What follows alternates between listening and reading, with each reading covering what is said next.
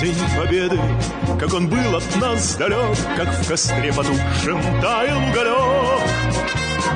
Были версты обгорелые в пыли, этот день мы приближали как могли. Этот день Победы порохом пропах. Это праздник с сединою на висках. Это радость со слезами на глазах.